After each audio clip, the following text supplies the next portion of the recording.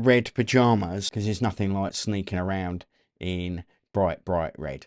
Orky thinking, as far as I understand it, putting down a shit base coat.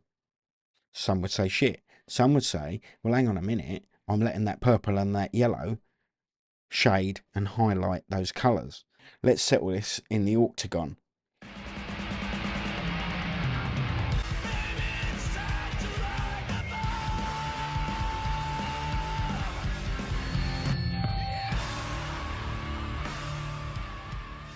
So bring out your lead is one of those old school gaming things where people bring out their roll-on deodorant, speeders. Yes, there were games for that. People were playing first, second, third editions of various games, first and second edition Space Hulk and so on. People could roll dice and use their old lead minis, very little plastic if it wasn't, like I say, a roll-on deodorant. So these are 2005 orcs that I've painted in the 30-year-old painting guide, August 1994, from this white dwarf that has survived somehow, despite my curling it up and rubbing it with my dirty hands.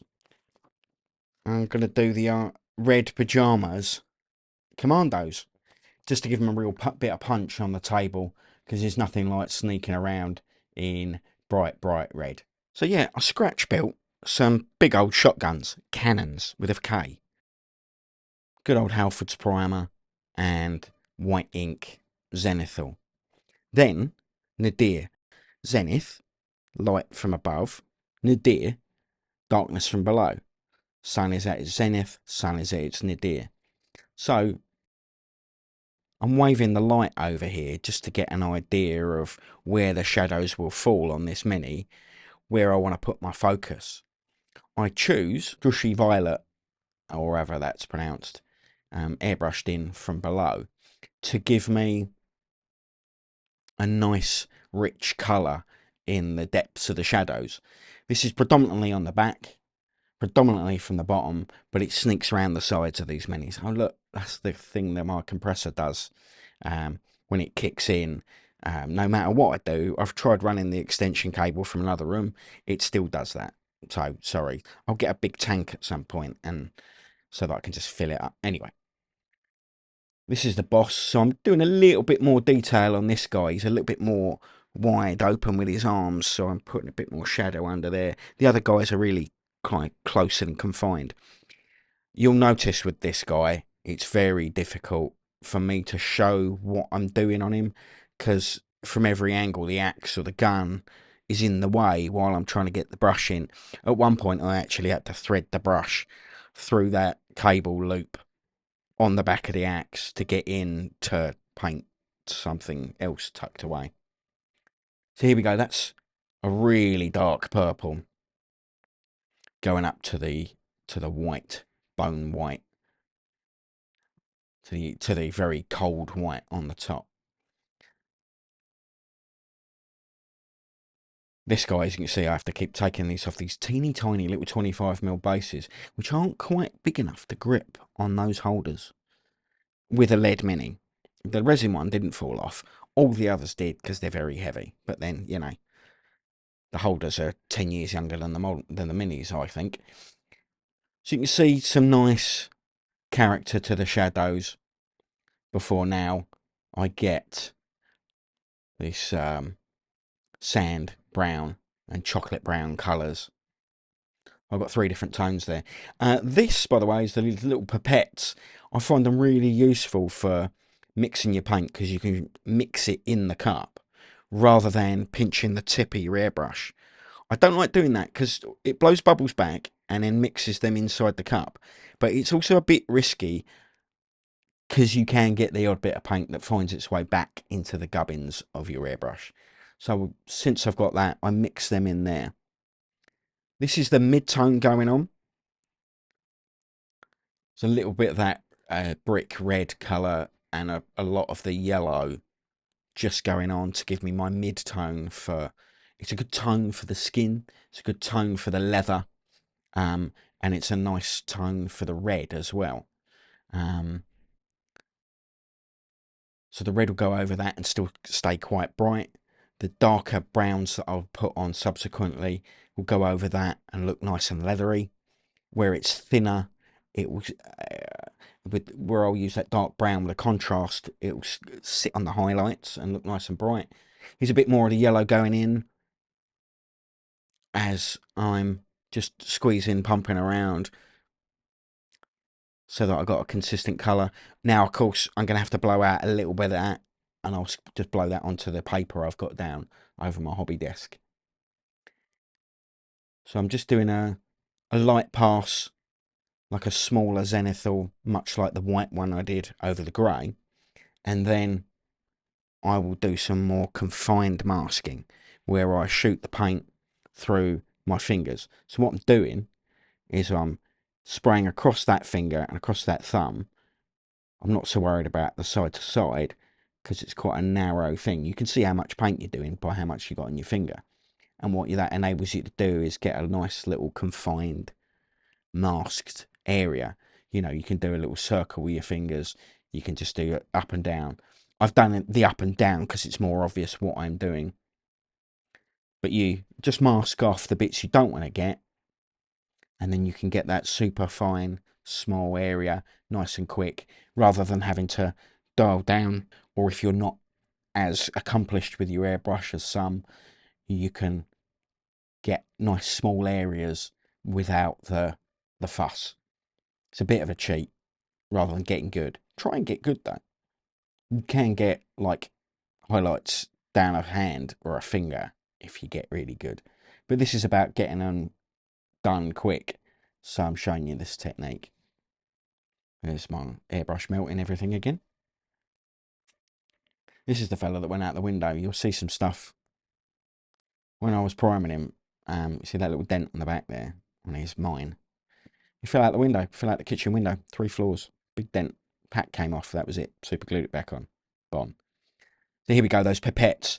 Suck out the paint, squirt it in the bin, in the cat's bowl. Don't do that. Squirt it out and then continue to clean as you would ordinarily. But what it enables you to do is just get that paint out there quick. You don't have to flush it through into this little paint pot. You can just mop up the excess, rinse it through with water, put the cleaner through. When I'm entirely done with this project, I'll give the airbrush a deep clean. But for now, I think that's all the airbrushing we're going to do for a bit. So I'm going to cut away the paper. That again is just old lining paper from Wallpaper and Jobs. It's really cheap. You spend like a tenner, and probably not even that, and you get this nice thick paper.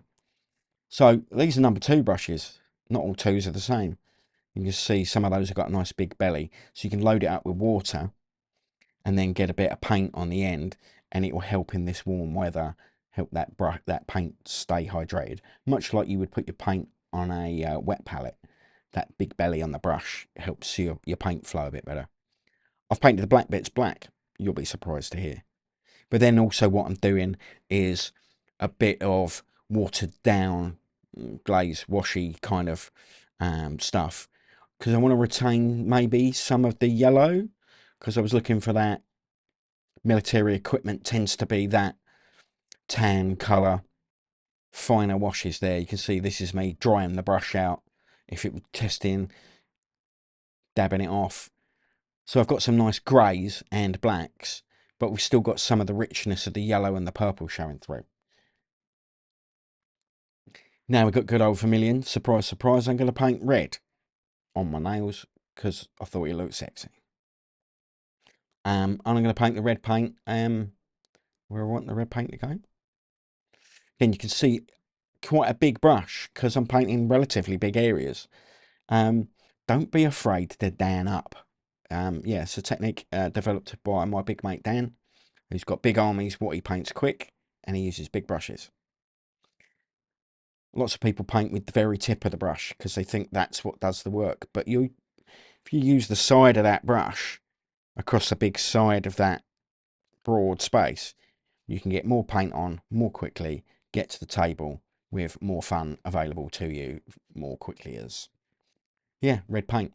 So this is quite a thin one. Watered down a little bit more than one might normally, just so that some of that yellow, some of that purple still might shine through. So what I'm doing with that thin coat is putting down a shit base coat.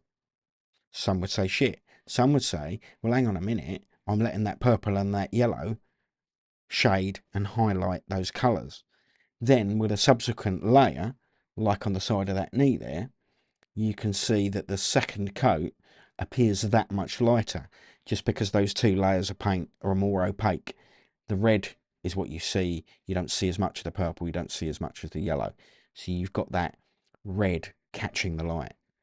Now the big guy, I was a bit worried about him just because there's relatively little red on him. You'll see at some point I paint his little top knotty bit, like the fabric bit, red, and then I decide, no, I want that black. I want more red on the top of the model, and I paint his top knot, the actual hair squig. So there it is, red, and then eventually it goes black, and the hair goes red, just because it was like an imbalance. I wanted to get more red on the top of the model because it was red trousers, red handle on the axe. I wanted the axe to stand out a little bit, nice shiny head, nice pop of colour on it. Other, balancing the metals, the red handle, and then just kind of a fairly plain brown wooden handle. Again, in this old school flavours, I'm looking for a proper pop of green. Now that's a dry paint, but I just watered it down. I've got a bit of the green wash and a bit of the purple to do. As I'm popping it on, I can do little fixes. But the the plan here is just to put, again, in a similar fashion, quite a thin green over the purple.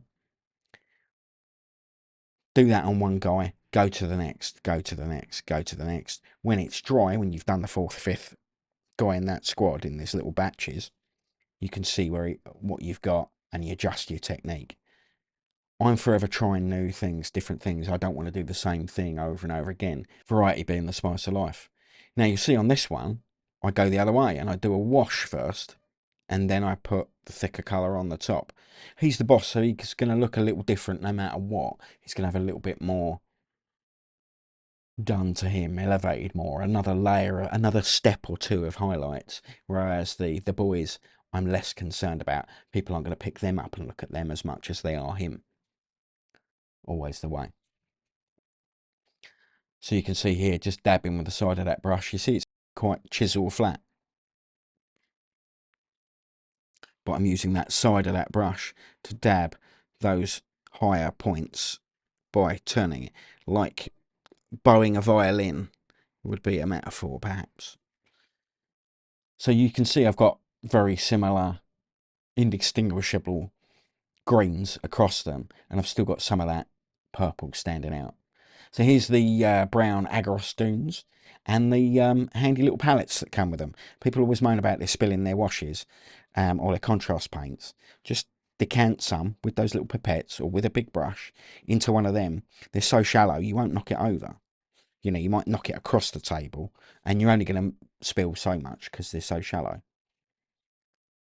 So there you go, slapping on the brown bits. You'll see a pattern forming here. Paint by numbers. And you can see what's happening. Now, I'm going to play them for a test game. So I've slapped some clear lacquer on it.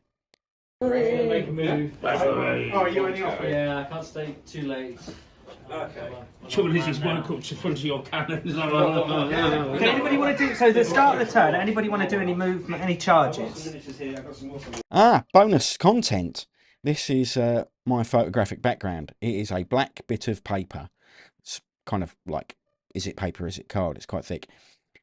Give it a little curl, like a crashing wave. And as you can see, I'm turning this sideways so that you've got your little plinth, one of these little steel 1, 2, 3 blocks. The light comes in, the top of that curl blocks it, and then you bounce a little bit of light back. That's just a white plastic bottle that's got my IPA, isopropyl alcohol, in it.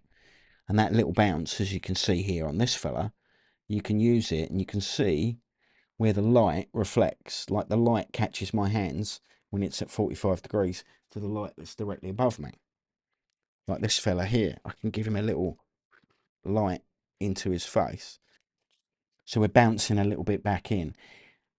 What this also does is it covers up the background where all your paint pots and stuff are in the background, and people go, oh, it's a lovely model. I can't really tell actually because there's so much other shit in the background. Gives it a quick frame. The other reason I've lacquered them is so that I can put this Agros Dunes on there. I can scoop some out with my little sculpting tool and then wet up a brush and then spread it and then use the moisture in the brush to lift some up as a wash. You know, dust and crap gathers up the body and the knees. It unifies the model with the base if you push some of that up into them.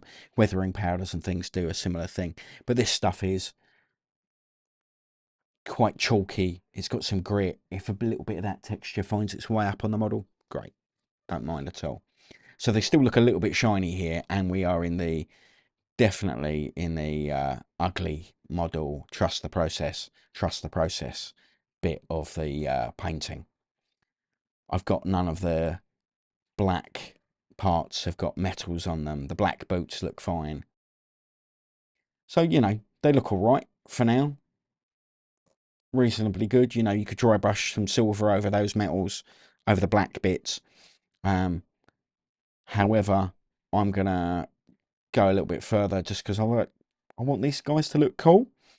And again, in that kind of 80s theme, I wanted to go for non-metallic metal, the shiny, I ain't got it to hand, where is it? The Earth Sky chrome effect that was still popular in the early 90s. The occasional white dwarf cover would have it. So looking for some of that vibe, I'm going to do a non-metallic metal on these parts.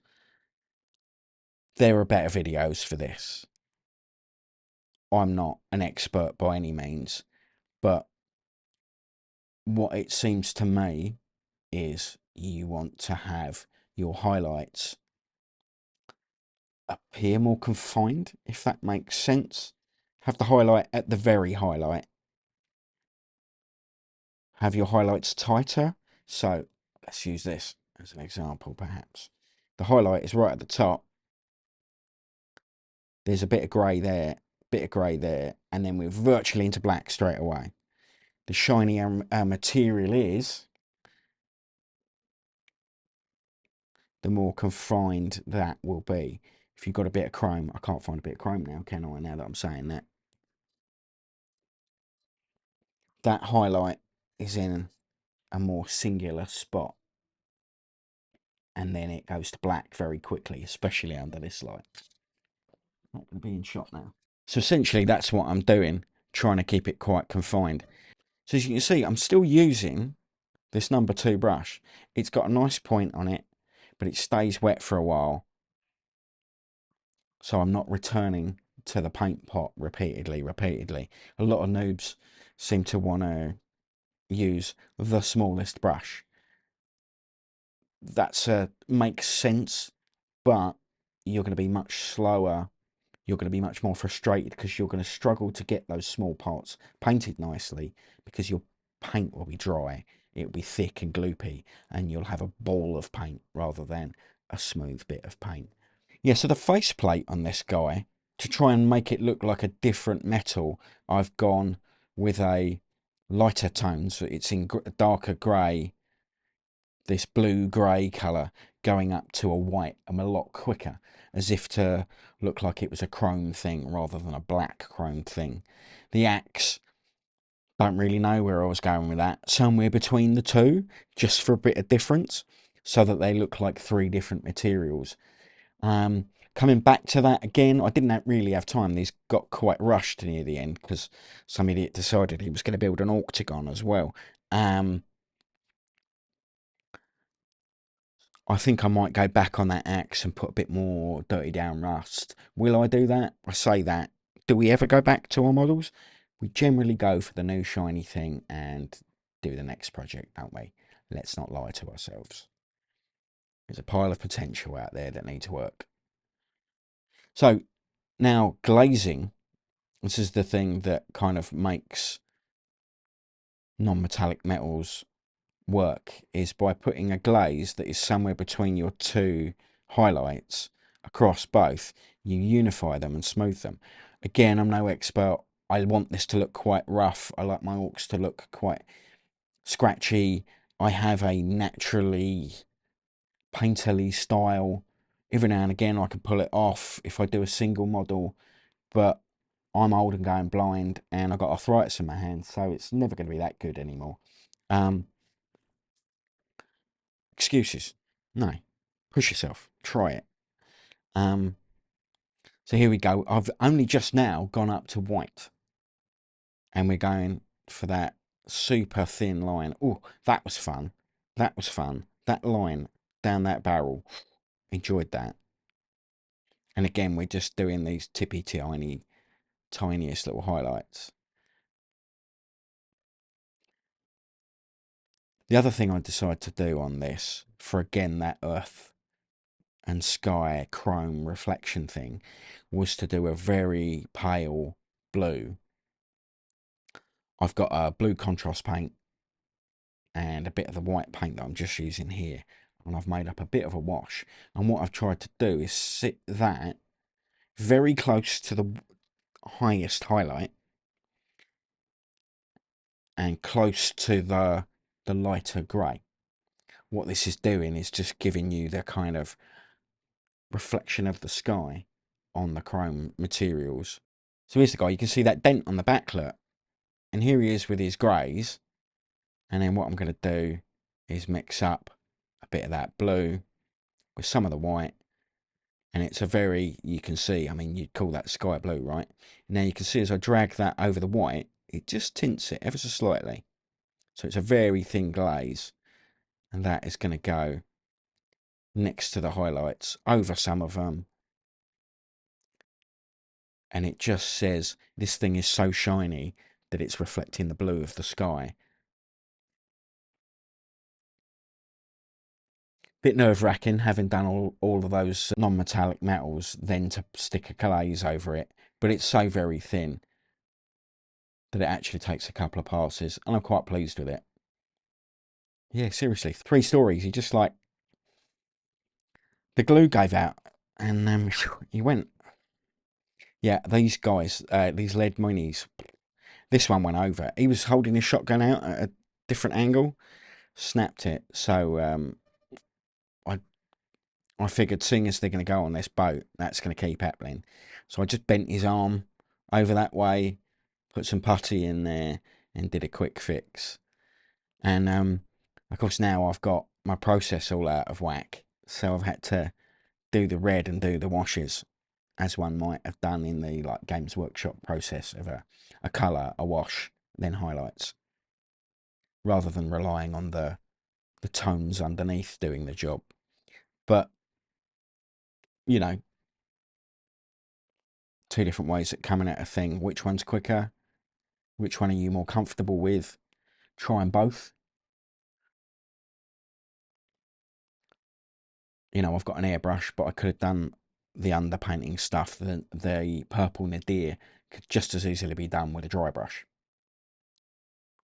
Big, soft makeup brushes, cheap and cheerful, are a really good way of getting a nice, soft, dry brushing technique.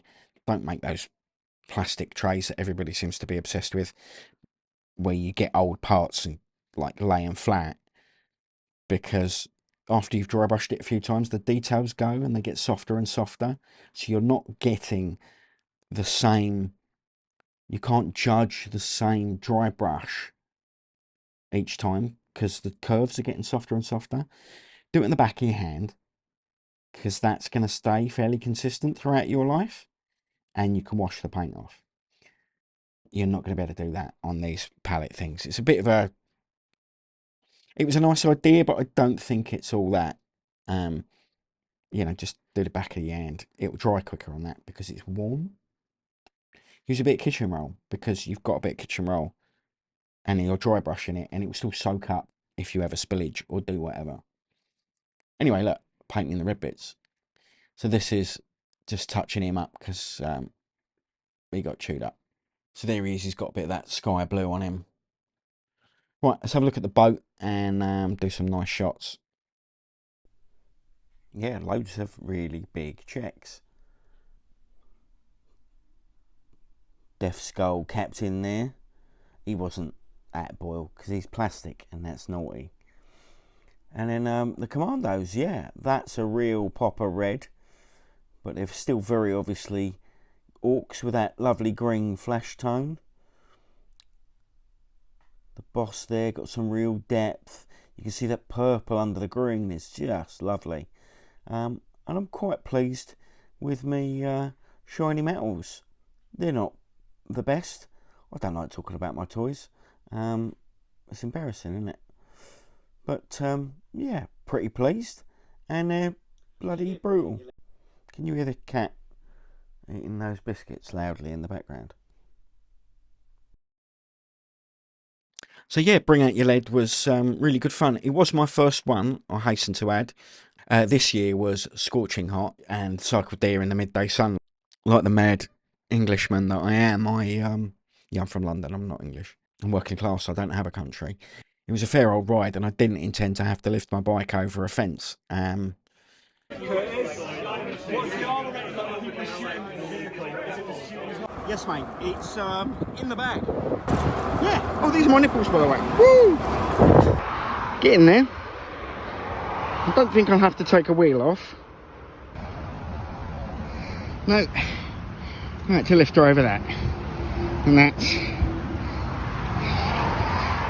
too high. She's a big girl. And yeah, it was good fun. I hung out on the Friday, chatting to people, seeing old friends, making new friends, and just hanging out in general. Just wanted to soak it up, get an idea of what it was going to be like.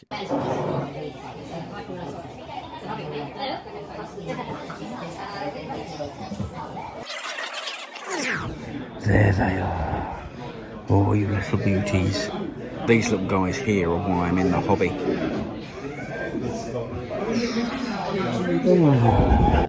So there was lots of weird old anachronistic games with cardboard terrain that looked like it was fresh out of the box, done in the style that that one would remember from the old White Dwarfs back in the red, blue and yellow days. Yes, so lots of the terrain had that kind of look to it. The red period. The shops were very red. By the time I do arrive, all the orc players happened to have come trundling down the side where my stuff had been left the night before, just by the big wall. My Orktober, that was placed right by the wall of Hell's Reach into the main square. Everybody had been scrapping their way up there, but the orcs had made this thrust down the side. Here's my commando boat sat there, backwards, next to the octagon.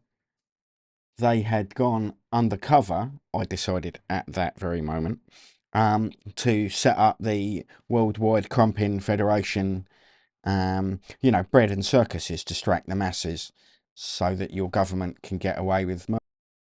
Yeah, so here we are doing a cunning, accidentally, possibly on purpose, who could say. And so as to keep up this cunning ruse, we continued to assault backwards. Well, the boat was facing that way, so it seemed.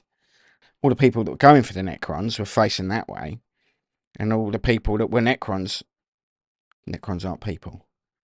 All the shiny ones are going that way. So if I go that way too, but that way, yeah, it's cunning.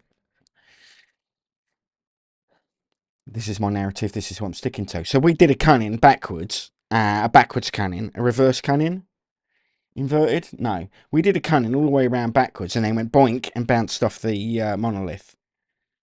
Because it's dead hard, which was the point. Because if it's dead hard, you go and crump it, and that is orky thinking, as far as I understand it. So I bounced off it a couple of times. Then we decided, the boys and that we should get out. Well, some of them were thrown out by the Necrons that came for us, and it's very hard not to go orky, because my mother would have me speak properly. Yet I am naturally inclined to talk like a bit of a geezer. It's where I was dragged up, innit? So yeah, there was some crumping on the boat, falling off the boat, and then the pie plate, this shiny crown thing that the Necrons could fire if things got sticky, landed on my boat. But I was in the loo, and when I came back, I'm like, oi, oi, what's all this? Curtis allowed me a saving roll, which I made. So that meant the boat then just scraped against the monolith, and the boys jump out the front as a distraction. More cunning, so much cunning, so that the boss could jump out on the monolith and continue to give it a crumping. Now, one of the things in Hell's Reach was that you could level up. You could spend Hell's Reach points that you accumulate by doing crumping. And it was somewhat agreed by the Orky war bosses that we would just continue to level ourselves up, spend those points as we got them to embiggenate ourselves. You know, that's how orcs are supposed to work. So the Deathbloods, because it's a Death Skull's boat with blood axes in it, they became the Death Blood War. Boss Death Blood Big Chop, as he leveled up and maxed out, became Boss Death Blood Max Chop, because he maxed out. But then he gave the monolith sufficient crumping to kill it, and he became Big Boss Shape Crumper, because monolith's a big word. I doubt the orcs have got a it's a shape, look. It's a big shape, and he crumped it. Big Boss Shape Crumper. So now at this point, all the war bosses are like, whoa, we've done it. Well done. I know the best. I did that. Blah, blah, blah. I'm like, whoa, hang on a minute. I did that. I gave it an hitting. And they're like, well, I shot it. Well, let's settle this in the Orktober. All the war bosses gather and crump the living snot out of each other. There's some little ones, some medium-sized ones, and some frankly ridiculously oversized ones, Curtis. He is dead. He is splattered. He fought valiantly, didn't he? Yeah, he was the littlest guy there. Oh, man. He was the littlest. He was so tiny. Scale crew. Right. Yeah, so much crumping, rolling of dice, shouting, and everybody slapped everybody until there was just the big boss and myself left, and I got crumped. Oh, no. So, Oni or Curtis or some other unlucky so-and-so will be the Orc war boss of Hell's Reach next year, I presume. I don't know. Something else might happen. I don't think I've got any cunning left. Yeah. How much did I ever have? Proper brutal, though. Oh, hang on. I didn't talk about Sunday. Hang on. Yeah, so while you look at this that I painted on a bit of paper, all the brushy, splashy marks. Yeah, so the Saturday afternoon we just chilled after that game, I think. Pretty intense. Game of Hey That's My Fish. And then the Sunday was just lots of hanging out, chilling. Some necropolis going down. Lots of people were interested in that. Zombie Stew had his lovely board there. And because he was kind enough to be loading us out. Proper brutal, though.